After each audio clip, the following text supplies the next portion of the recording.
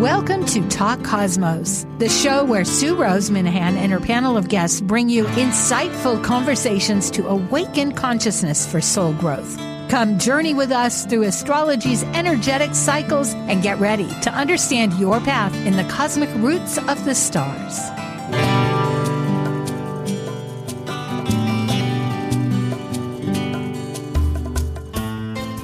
Hello, everybody. I'm Sue Minahan, Talk Cosmos, and this is August 17th. Yes, it is. That's right. And we're having, summer has happened. And as we flow into one day into the next, it's really a matter of redigesting a lot of things. But you know what? That's not our subject in a way right now because Mercury passed, and our real subject is the new moon coming up in a week. So we'll just get right to it. We're time for archetypal symbols. We're ready for synthesizing the new moon consciousness through archetypal Sabian symbols, numerology, lunar mansions, tarot, and astrology, all together illuminating a new moon vision story. This is your Archetypal Symbols panel. I'm Sue Minahan, founder of Talk Cosmos since 2018.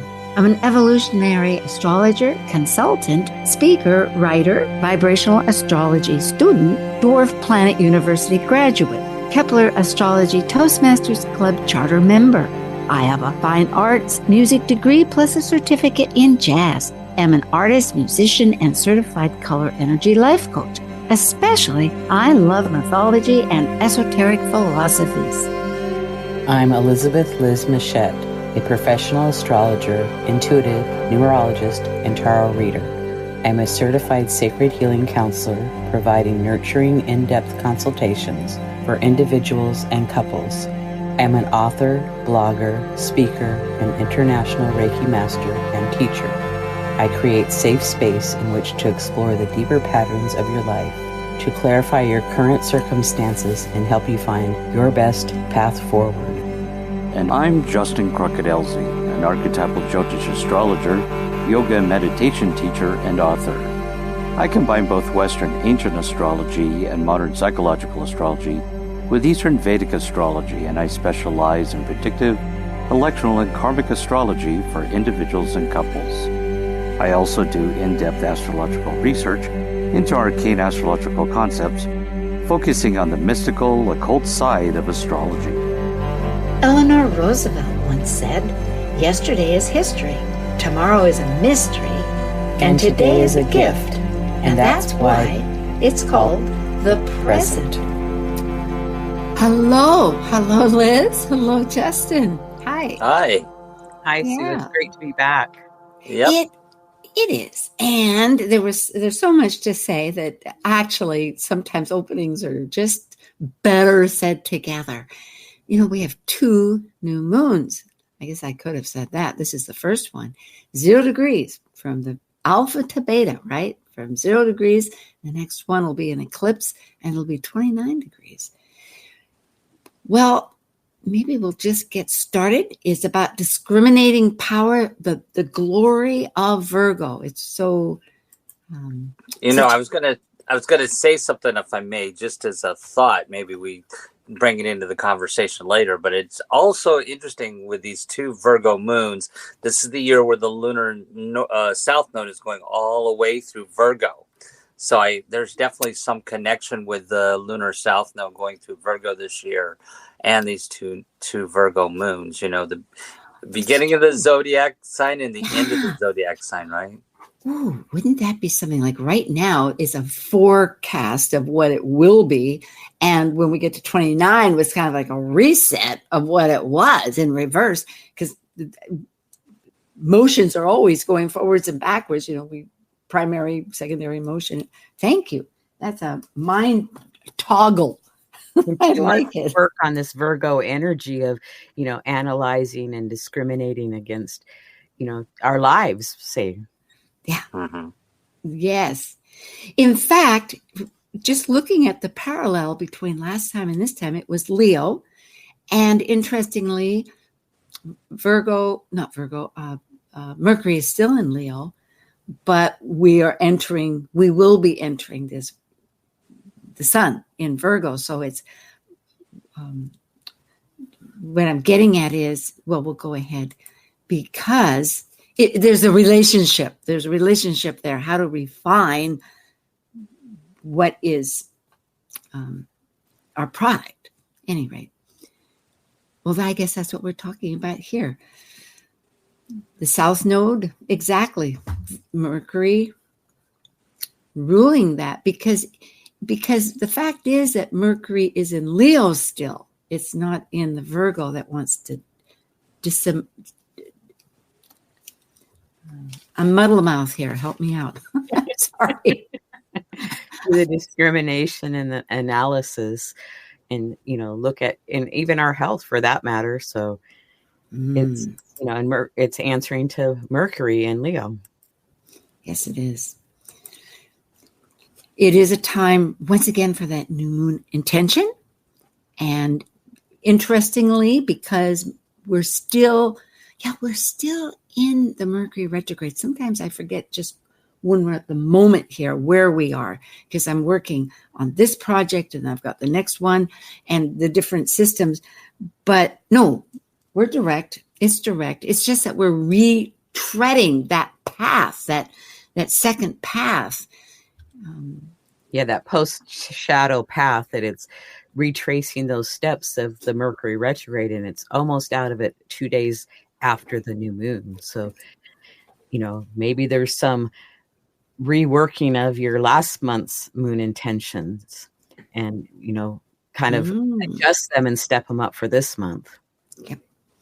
And that'll really be, won't it be an open time a couple of days after? Like if it's the 23rd, well, not if, but the new moon is on the 23rd, and Mercury goes out of its shadow at 15 degrees on the 25th, then it's still a crescent moon with the light beginning to empower. Yeah, you'll see 2 days later, you'll see the sliver of the moon in the sky. So it's like a day and a half to 2 days later that you see that sliver from the no moon, the dark moon, new moon, to the sliver. So yes, that's what I like. That's when I like to initiate my new moon intention. And a perfect time, because we'll be out of the past. We can really present our hopes and intentions for the next time. That's where the universe is working it out with us. And I would say with those intentions, since it's at 0 degrees, sun and moon, it's like, don't be attached to the how, just put the intentions out and the how will come, because it's like too early for the how. Yes, that's always strong to remember. So the Hermit, the major arcana is 9, and it parallels really strongly with that need to internal discoveries, the solitude, just to introspect and improve, for how it looks. Right. And to tap into that wisdom that's there within yourself. Yeah. Anything you want to say, Justin? Yeah. Well, Virgo energy is very indicator of intelligence. And, it is one of the signs that Mercury rules. So, and so it has a really good analysis. So I like how you have wisdom on here. And so I always find, when the 0 degrees of the zodiac sign is sort of like the ace in the suit. It represents the whole energy of the suit. And so to me, that 0 degrees Virgo encompasses all 30 degrees of the Virgo energy. That discriminating power, objectivity, extreme objectivity, and analysis. And of course, the Magician, totally that transmutation, which is the word that we came up, and the beginning point. It's really a powerful moment. And it all begins just like a root, dark in the seed. I mean, the seed is in the earth. It illuminates it, gets that foundation and strength to Well, speaking of Virgo energy this year, I think it's important to note that Mercury is coming right behind its trailing Mars having gone through Virgo. So we're seeing the succession of, the overarching theme of the year is the Virgo energy, the South Node Ketu going through Virgo, churning up, changing, and basically that Virgo energy improving things. And then Mars comes along and goes, okay, now it's time to strategize, think about it. And then Mercury's coming right behind it, and I think this is the time, as you all are really focusing on Mercury here when it goes through Virgo, is to really put things into place that Mars initiated, That's great. And, the energy of the above and below and bringing it to the center and working with that. So it's like collecting information on every side and then making a really good decision. I'm ready. Thank you. And we're returning to our 3-story process of the Sabians: past, present, future. Let's see it all. Let's understand what the kernel is. Look, that's Kernel, not kernel, like salute. Sorry. And it was in 1925 with spiritualist medium, Elsie Wheeler, and astrologer Mark Edmund Jones. And it really gives us that insight into another avenue, the prism of this mystery that we're all part of in life. So again, this will be on August 23rd, 2025, and on the East Coast at 2 a.m. It's 2:06. And you just have to wait 18 seconds, and then it'll be. But we have a Cancer ascendant, at the midheaven above. It'll be actually a trine as far as energy. It's another water sign. It's Pisces, and then the Virgo moon. So there's a real interesting, almost another Thales energy here. It's not by degree, but by energy, because it's an opposite 2 signs. And then there's that sextile trine. So for the United States, maybe that's a little abstract. Let's delete that. We'll jump on. Okay, we're going to go right to the ascendant at 6 degrees Cancer. And so the past is 5 degrees, and it's a railroad crossing. An automobile has been wrecked by a train, and although it's tragic, it's just that if we pit ourselves carelessly against the power of the collective will of society. So it's karmic readjustment. That's paraphrasing it. Go ahead, Liz. And then the present degree of Cancer 6, a game bird feathering their nests. It's a dedication to the self, to a new form of life. And the key word is symbiosis. I think I said that right. Mm-hmm. Symbiosis. Yeah. Okay. Good enough. And then what it's moving towards is the 7 degrees Cancer is 2 nature spirits dancing under the moonlight. And so we have this play of invisible forces. And basically, it represents creative imagination. So altogether, let's digest this a little bit as far as what it interprets, as far as an entire intention. It is a lot of water, emotion, psychic feelings, in a sense. I would put, just looking at the Cancer, it's strong.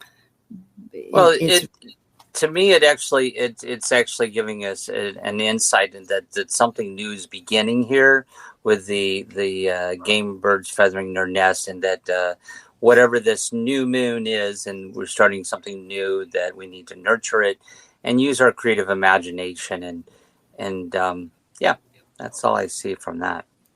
Yeah, nurturing is important. If you don't have you can try, but I often think like a plant. You can give it too much water, too little water. It's a give and take. Nurturing is, if you're going to really nurture it, you're going to do it the way that whoever it is receiving from it. Right, and there's change, and you just have to go with that flow. And the creative imagination, it's like the first idea might not totally work, but then, you keep coming up with more creative ideas and continue. That's inspiring. Thank you. Now for the MC, and that's how we are strongly exhibiting ourselves in the outer world, or demonstrating in the outer world. It's Pisces, the last sign of the zodiac, and it's right in the middle. So the early one is a lady wrapped in a large stole of fox fur.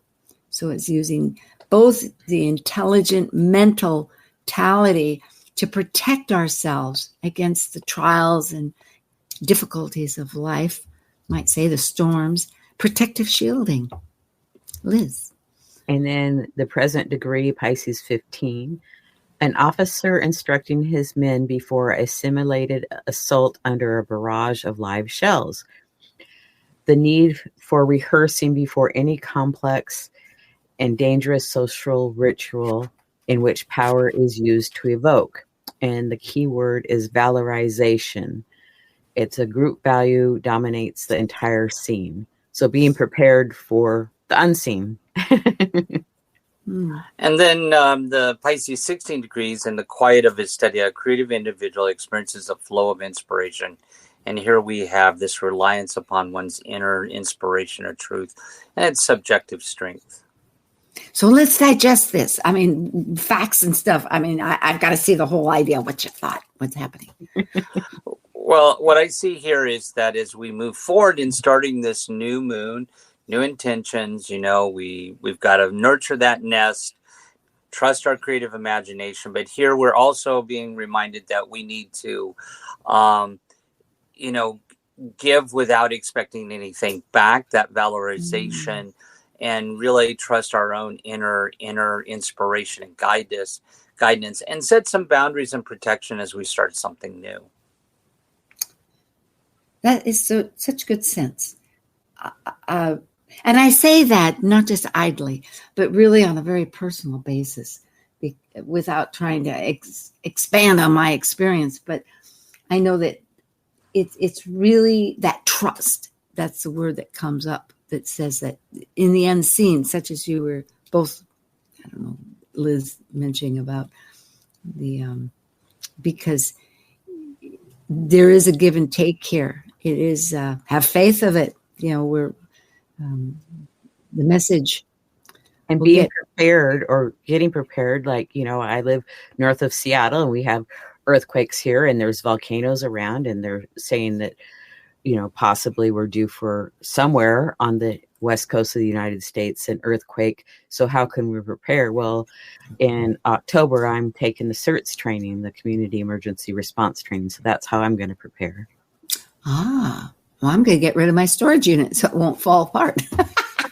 No, I'm thinking that's nothing related. Okay, let's lead on. Now, the new moon itself, 0 degrees. And so we go back to Leo because it's only between 0 to 30 degrees, but this is usually rounds up. So therefore it would be in Leo.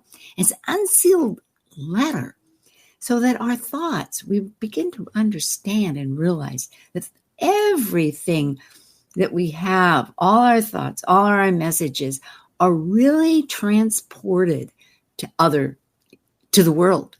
They're unspoken yet. It doesn't mean that what you have to hear it. It has an impact. It does have meaning. It changes the vibrations of life, and it's a matter of sharing.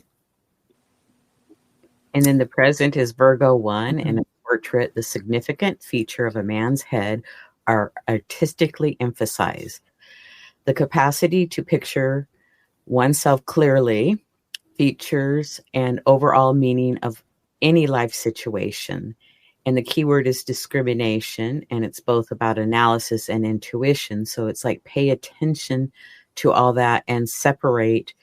It could be discriminating. Is this false or is it true? And, looking into it, maybe part of it's false and part of it's true. I mean, sometimes nothing's 100% either.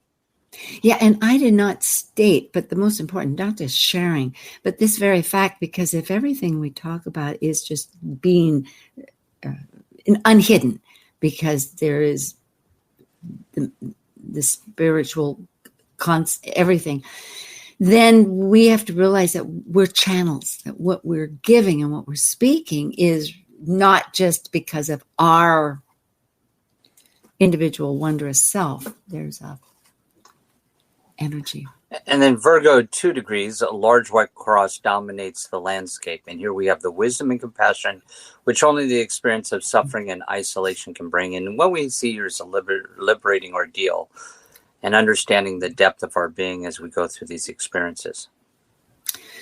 Well, looking at all of this, I would guess that for a new moon at 0 degrees Virgo, which is using our mental, Virgo is totally with Virgo, Mercury, and strong in that energetic consciousness, that to begin with faith, which is, I mean, all of this seems so elementary, but it's really focusing not to look for the outcome, and also to realize that there is give and take. Lead on. I'm just trying to. Justin? Go ahead, Liz. Well, that's 0 degrees. It's like we don't know what's going to happen, but it's asking us to me, it's like a restart or a reboot or a complete new beginning. And you don't know what the outcome is going to be. You just have to try things and proceed forward. And since we have 2 months to work through this energy, that's really amazing. I love that. And then in this chart, we had 6 degrees on the ascending degree and then 15 on the midheaven. So that is a 6. So we have all this 6 energy. And to me, that's about family and, like, you know, finding out, is it our blood family? Is it our friends that become like family to us? How do we fit in with our group, so to speak? Yes. Justin? Yeah. Yeah, I think that, you know, ultimately this new moon is about looking at things very clearly and succinctly without any type of any distractions. And yeah, and when we start something new, I think it's about having a clear objective view of it, and I think that's what we have here. Yeah, that's most exciting. There's something else later that it seems like this business of choosing our family and knowing our part, our relationship, and yeah, a good beginning. And as you say, we have a whole month to 29. It's just a baby, as they say. It's 0 degrees. The Jyotish lunar mansions and the chakras. The Jyotish, yes. The Jyotish. We usually go over this before because it sets the stage. But I see we've changed this a little bit. That's fine. I mean, things we have here, this is the lunar mansions, and for each of the constellations, there's a mythology around this. And so for this particular one, we are in the Magha Nakshatra in the Pada 2. And there's actually some things wrong on this slide because it was, anyway. The ruling planet is Ketu. The ruling deity is Petrus, the spirits of the departed ancestors.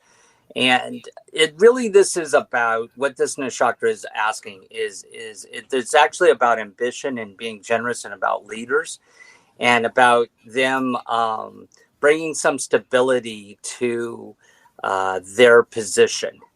And that's really what this represents. I see. I think it's fascinating that Petrus, spirits of the departed ancestors, are also part of this. That it which is one way of getting that message or that guidance, perhaps, that it isn't just ours, but that there's a lineage of strength in leadership. Yeah. Some of this is not correct on here because it was sent in too early. It's actually the keyword themes are ambition and generous. And the basis above is mourning, and the basis below is leaving the body. So there's this thing with this nakshatra. It's about connection to the ancestors. So I love that part. That's a real strong part. Well, and with the South Node also in Virgo, it's like, looking at what is working in our lives and what isn't, and what can we now release. And then I like the part of bringing in our ancestry, because some of our habits or what we do could have been influenced by our ancestors of following a path, and maybe that just doesn't work for us anymore. Absolutely. Yeah. Once again, realizing, were we conditioned? Have we learned what the process involves? And do we have a new idea that would venture further or beyond it?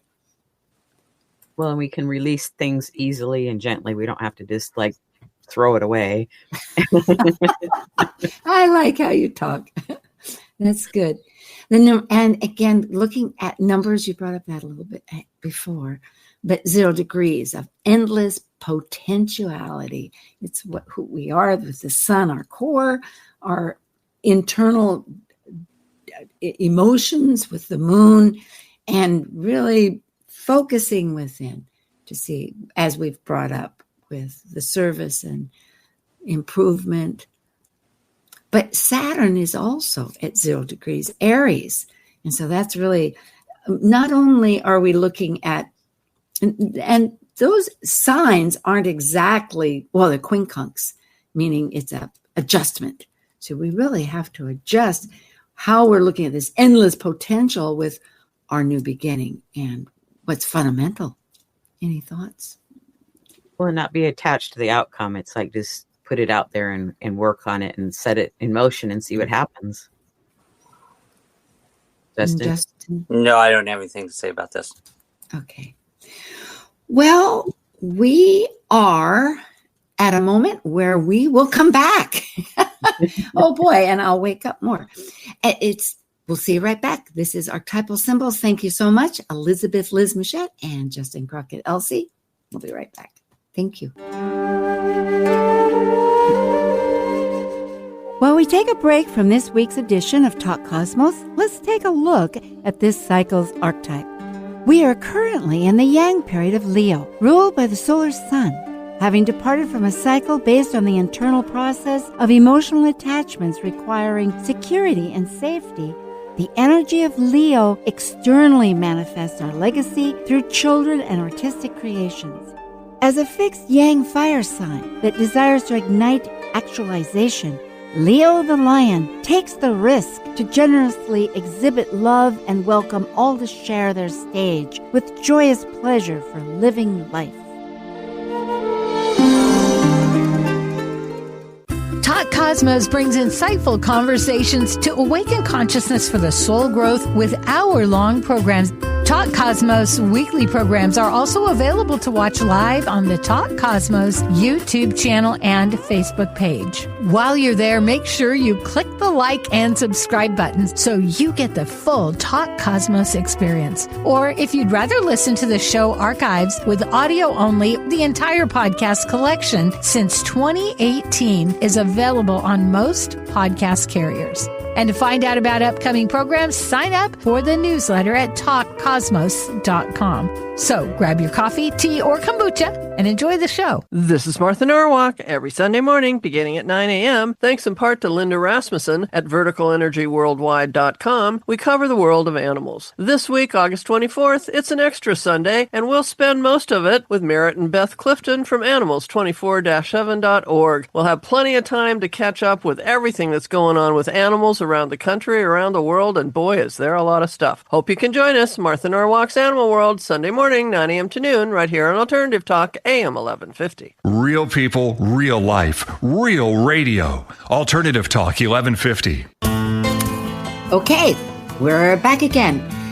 Liz is at alightpath.com and Justin is at his name, Justin Crockett, LCELZIE.com. And he has a YouTube channel, Astrological Yogi. And Liz has one too, at Elizabeth Liz Machette, and I'm at Talk Cosmos. Liz, if you would tell us what you're doing on your show these days. Well, I have a variety of shows. I have a part called the Astrology Star Sisters, and we have a number of shows that we do. Sue does the dwarf planets with me, and then Justin joins me for the monthly astrology forecast and the full moon forecast and other miscellaneous shows. And there's lots to see. So stop by, check it out. Thanks. Yep, it is really dynamic. That's great. And Justin, I know you're going to be presenting at UAC this year, 2026, next year. Yeah, I'm just doing one of the lunchtime lectures. It's just a small little talk. But I'm doing that on the Sabian Symbols, but I'm also a consulting astrologer, and you can find me on Astrological Yogi on YouTube. Excellent. And for Talk Cosmos, just to give a little potpourri of what we've done, there was, and I keep some of these up because they're fascinating. They're lots of fun, or interesting, or dynamic. And Astro Jam did one on Jupiter and Uranus, and we're going to have one at the end of the month on the solar and lunar eclipses. But then, of course, with Planet Buzz, we have various people that come in, and Rick Levine did one on Uranus, and then Adam Gainsbourg. It was on Mars, but it wasn't just on Mars in Libra. When I say just, it is amazing how Mars is so instrumental, just like what Justin was saying about following up with Mercury, or Mercury following up with Mars. To look at these inner planets really adds, particularly right now, and I know I'm going off on this because I'm inspired by it, but we have, as we will see in a moment in the chart, how the outer planets that have gone into their new signs are staying rock solid because they're so slow that it's a long, enduring experience of an aspect. And we're having what we call a mini trine between Uranus and Pluto, but then also with this conjunction that's coming up in February between Saturn and Neptune. Meanwhile, that by itself is just working. But when a planet comes into Libra, such as Mars did, and it opposes it actually wasn't. It did earlier. Thank you, Liz. You've read my mind. I was thinking about that. Yeah. But I stopped because it was actually opposing Aries with Neptune and Saturn. And others will be coming up. There's this it's a portal. It was a portal. So on with that. And then we had swirling kite energy. Again, this kite energy. So I'm just, I guess, excited about that. So check out U.S. Global Currents, because we did I think, a wonderful show about it. And thank you. I have to bring up that I'm on part of a show. Check out winecountryspeakers.org. On October 4th, it's free, 2.5 hours. I'm one of 8 people, and you can't see it there, but I'm the 4th speaker, and I'm going to be talking about the emotional content, our emotional compass, but there's lots to do. And Fractal Cosmos, it's a vibrational astrology conference, the first one. It's online, pretty reasonable at the Labor Day weekend. fractalcosmos.org. Let's get involved with Mercury here for a moment. It's the ruler of Virgo. It's K2, such as Justin pointed out, our south node.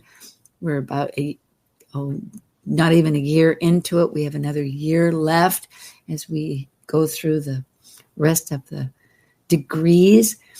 And the Mercury path that will be ending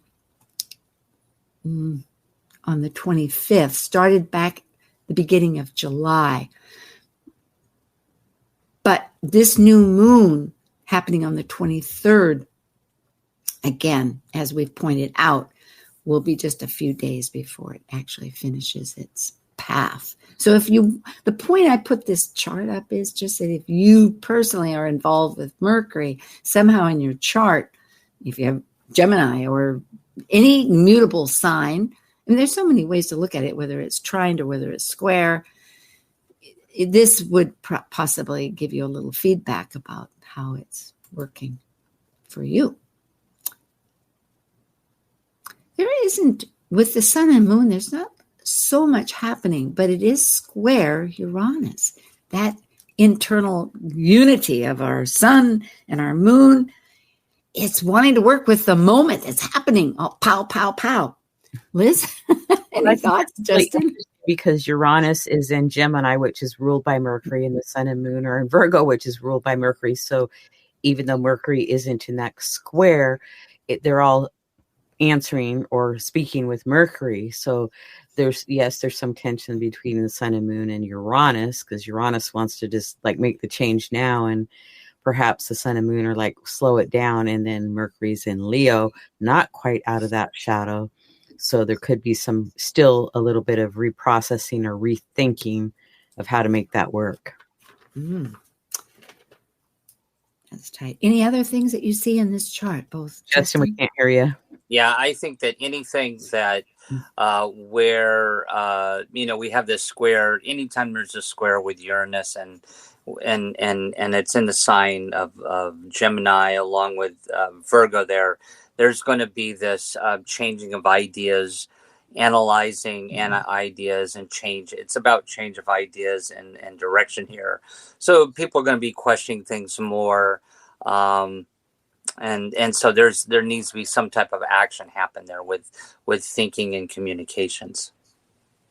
Well, it's core to discrimination, isn't it? If we're bringing in new ideas, and if it is part of, not if, but when it's part of the whole world, the universe, that attracts what we need, whether we know it or not. Well, there's other activities happening here. Mars is also in active contesting, in a sense, what our philosophies are, what we consider home, family, nurturing, all of that in Cancer. What's our relationships? Like how's all this mix happening? Yes, absolutely, and even changing. Yeah, and Venus asking with those values, because they're all interrelated, but they're all working on their own terms. And Venus saying, well, is that really serving what is going to heal and make you operate as you can give in the world? Are you including everything? Are you excluding maybe what they need? What would you say about all that? Well, that Venus square to Chiron Eris, it's like, are things fair and just, or how can we make them more fair and just? There's like maybe some big wound around that, and that needs to have some adjustment to that, and maybe treated in a loving and kind way, perhaps. Well, the Mars is not happy in Libra. It's not a comfortable area in Libra, and so there is an essence of needing to find some sense of balance and harmony within relationship there. But it's challenged with the being square to Jupiter in Cancer. So there's going to be things that come up within family around emotions, and should focus on fairness and balance with relationship there. The good sage advice from both of you: adjustment, and remember to have balance, because those emotions can want to speak and they want to come up. And it's like, wait a minute, what's your real goal here? Do you really care about the other person? Let's be a little softer. It's good thought. And bringing up just the pattern for the next one, this Yod, the finger of God. It's a pattern where one focal point is really needing strong adjustment to two other things that are in harmony. That when I say harmony, they're in a sextile. It's a connecting energy of give and take and a flow. It's a connective, to repeat that word. But that first point, it's a learning. It's not compatible. So it's like, how do I adjust? We have two of them. One is with it. Oh, go ahead. Well, one's with the sun and moon. So that's all. Go ahead, Liz. Well, I like to think of a Yod as like somewhat of a divining rod, and usually a divining rod, we're looking for water most of the time. And so if those two energies are working, that we're holding those 2 points, that are sextile to each other, and they're focusing on that, yes, it could be a challenge to find that water, but when you find what you're looking for, it's magical and it's helpful. Now, quincunx is not an easy flow of energy in the whole yod. It's actually an imbalance. The quincunx is an imbalance between those planets. So there's some type of balance. As you look at a divining rod is vibrating, there's an imbalance with quincunx in relationship between the sun and the moon and Pluto, and the sun and moon and Neptune. Even though Neptune and Pluto have this easy flow of energy with a sextile there's that needing to bring some sense of balance here with change in the collective here with that first one. And then with the Black Moon Lilith, I think this is again a healing yod. And it's because Lilith is the focal point. I think it's asking us to look at our darker side here, our shadow side, and it having to heal that, because whenever Chiron and Hygeia aspect, there's a healing theme going on. And it is really involved. You're right. We have that particular second one. I almost wondered whether to include it, but that's really the beautiful subtlety of astrology, is that when we begin to peer into it, because I'm remembering that with Hygeia, who is Hygeia? Hygeia is the daughter of Eclipsius, who is the father of medicine, and she herself is purity of right now, of our thoughts, of Gemini that's collecting everything. But here we have Virgo that wants to distill, wants to define and regulate and bring some form to all this turbulence of this idea and that idea and something else. It's like, no, what are we weaving here? Is it going to be a carpet? Is it going to be a throw rug? A throw blanket, or just a thing on the wall, or what's happening? How's it being used? So there's a lot to digest, a lot to what you're bringing up is so strong, because on the other side, yes, when we have anything with the sun and the moon, that's what we're doing. Those two are like, hey, I've got a job here.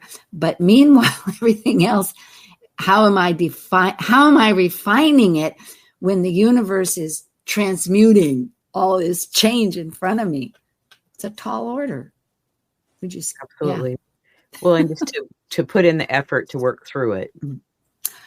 And willingness. Yes. The balance, as you both mentioned, and the harmony. And this is just part of the picture.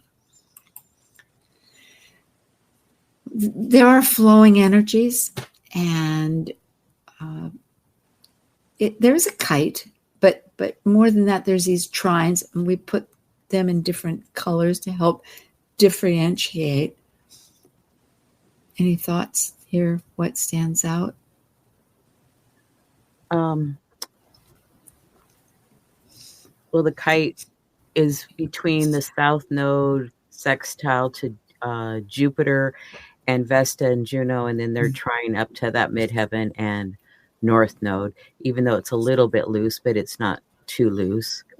So, and when it's, has that kite formation, it's like, to me, that there's always some release point to that, because sometimes you can get stuck in that flow and just keep going in that groove. So that's a nice energy that, there's an exit point or how to work through it. Which emphasizes really this need, as was brought up with K2, the South Node, to release. Yes. Discern. Justin? I see you looking. Yeah, I was... on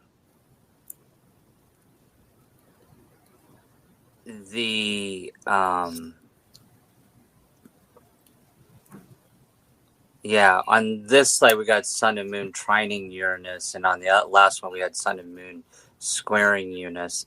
Oh, rats! Boo hiss! Yes. Good point. I'm somehow thrown off here a little bit. Yeah. But anyway, never mind. I also was drawn to that grand trine that Liz pointed out there with the Jupiter and Juno and Vesta. I think it's a good flow of energy with water there, and I think that bodes well for just really growing our relationships and our love within our relationships right now with that. Well, thank you for bringing up that point. I don't want our people. No, I reviewed it with Liz here, and somehow I was sure, but yeah, it just brings back the humility that life isn't perfect. At any rate, yes, indeed, there is that flow with our emotional, because those trines. Well, one is with water, and the other is sort of what is that purple one? You know what it is? Oh, it's because they're both pretty strong. Let's go on. Let's see what we have with these. This entire process is so internal. That's what I'm thinking, because I was looking at the aspects for all of it. We know that Mercury has just experienced this path that's following, as you say, Mars. We know that, and I may have that mixed up, but the point is that it's subtle. There's a lot of this that's subtle. It's very internal. And that's a natural thing. Right. We have these talent trines, and, with the kite, we saw the one already, but it was nice that you showed it on there again, because there's 3 of them here. And then the one that's been very active for quite some time is Saturn, Neptune sextile to Uranus and Pluto. So that one's, pretty active and has been active for some time and will continue to be active for a while. So, these flows of energy that, are, I think, asking us to tap into what our talents are and maybe hone those skills or start really using them, because maybe some of us haven't been using them much. Or recognizing it, yes. Ignoring it, because Eris always is excluded, and we could be excluding it ourselves. I think that's one of the big messages that I've realized as she is conjunct there with Chiron, is there's a very closely a degree that comes and goes, but they're just in tandem all the time. And there's that healing aspect. I think in the sense that conjunctions speak more along with that ongoing energy, that because of that transmutation between, between the outer planets that you mentioned. Justin? No, I think Liz covered it pretty well there. Yeah. There's a point of Thales. Again, astrology says, hey, there's an opposition, and a focal point is going to bring that into some collaboration to get beyond collaboration of energies. That's going to get beyond the stressful points of just looking at what the opposite is. There's a way to work with a flow or a connective energy. And in this case, there's 3 of them. Mars is one, Jupiter is another. Mars of our energetic, let's get up and go. But again, being in Libra, how to make that balance of energies, of relationships. Jupiter caring about who's in, how nurturing, family, Cancer, self, and not just family of origin, but we've covered that idea of broader sense. And maybe strengthening those ties with family and whatever that is, or who we are, groups that we're associated with, or our community. Right. Yeah, and the point of Thales are about a completion of a concept, and so we see the one that jumps out to me is the Mercury opposition to Pallas, and then, of course, connecting with Mars there. That this is there is a big thinking thing going on, as we've already brought up here with Mercury, and Pallas is also about patterns, seeing patterns. It's an intellectual aspect, and I think this one really speaks to communications with others, just really paying attention to that. And then the other one with the South Node opposite the North Node in the midheaven, and then trying back to Vesta and Juno. It's like our relationships, and I know we've talked about this, but this is in Scorpio, so it's like really going deep and making stronger connections within our relationships, I say. Yeah, it all sounds good on paper, and it's good to as a memoir. What I'm wanting to say is practice. It's challenging in practice in some ways, this whole picture of, because it's Mercury discriminating, the tug and the pull and the desires between of the discrimination. When we want, I'm thinking of those yods, that are really needing adjustments. They're never really going to make it work, but it's part of like if you put a rock in a tumbler, you keep tumbling and tumbling, eventually it kind of smooths down. But by then, what was a rock becomes a paperweight or a ring or something like that, a stone on a ring. Hard to know. Right. And the yods, those adjustment points, if we weren't aware of something not working smoothly, we might not even address it. So sometimes it has to be not so smooth so that we can address it and make a change. Aha! Yes, I like that. That's so true. And relationships are trickier for some than others. It depends. What is it that you really want from that relationship? You have to really discern. Is it to expand? Is it just the relationship itself?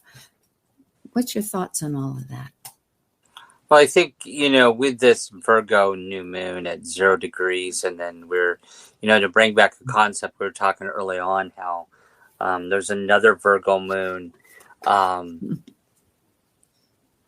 the next new moon. And I think that, and the thing is that this is a really important time to improve things. I think that's really what we really need to lean into the Virgo right now. This is a really important time to improve things. That makes good sense. Thinking as 0 degrees. Anne Ortley often looks at the chronological ages of any signs, which I love that concept. It applies when, at least for one's own chart. If you just look chronologically at which one is working at what age or what steps into the next. But at 0 degrees, it's the seed, it's beginning. It doesn't know what fruit it has necessarily. It's a whole new beginning. Right.